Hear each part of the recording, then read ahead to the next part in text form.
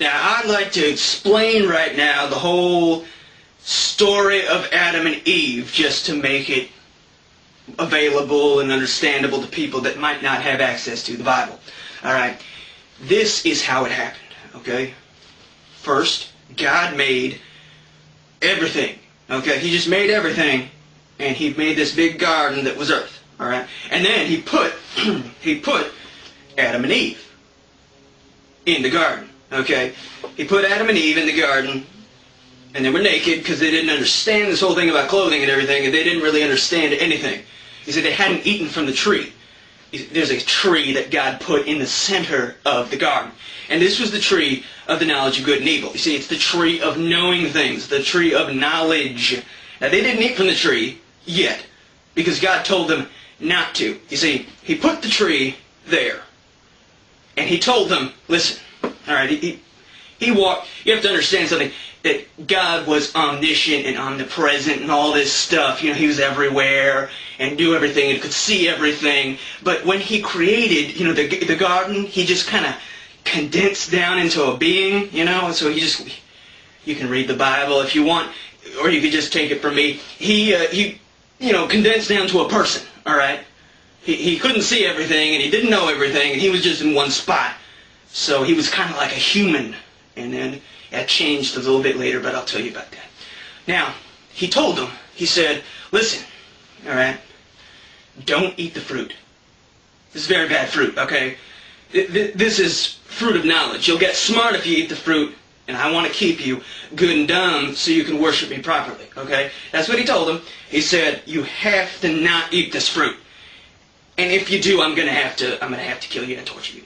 And I'm going to have to torture your children and your children's children and kill them. And, you know, I'm just going to have to kill billions of human beings and torture them. You know, I'm going to have to do it, you know, by bringing death into the world. You see, there's no death right now, but if you eat the fruit, I'm going to have to bring all kinds of death into the world.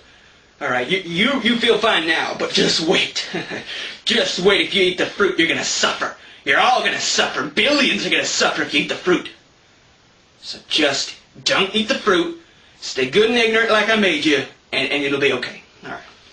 And then He walked away. You know, He had better things to do anyway.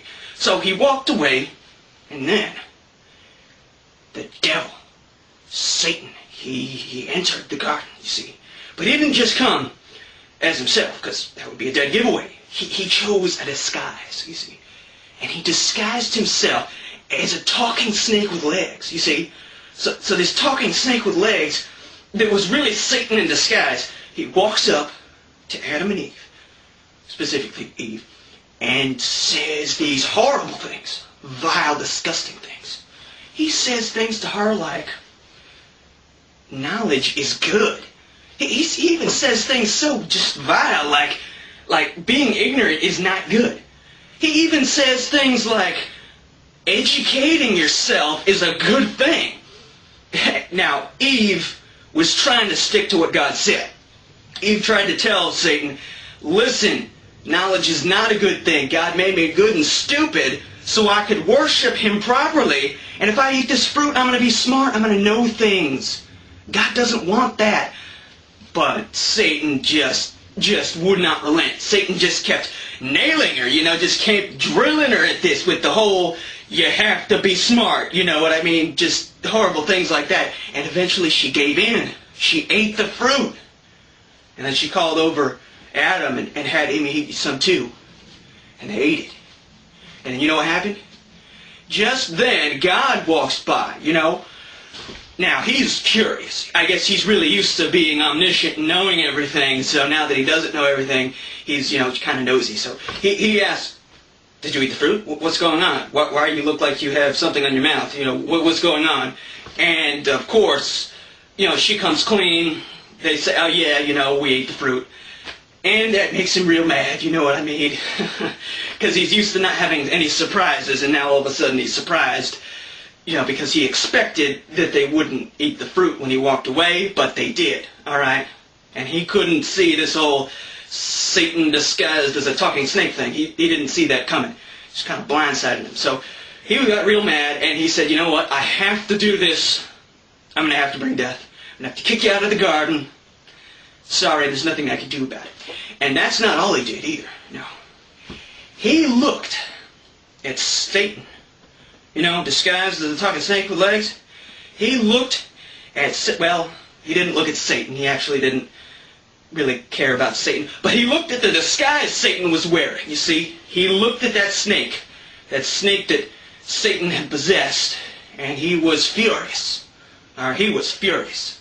He said, how could you let yourself be possessed by Satan by no fault of your own? I mean, it wasn't your fault, but still I'm mad, you know what I mean? And he said to this snake, I'm going to have to take your legs away. I don't have a choice. I'm going to take your legs away. It says right there, it says that from now on, you're going to have to crawl on your belly and eat dust for the rest of your life. All right? And he did. He punished all snakes. He did. He punished them. Like it says in the Bible.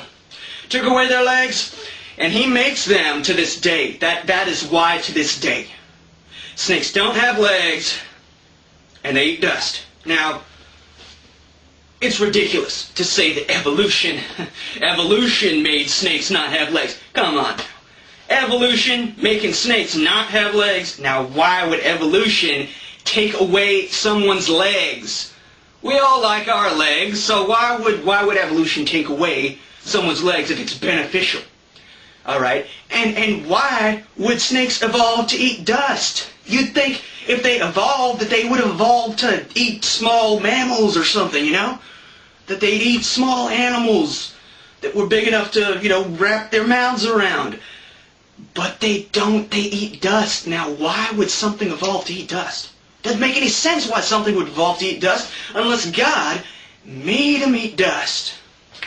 You see, you have to look to the Bible for truth. You can't look to these stupid evolutionists.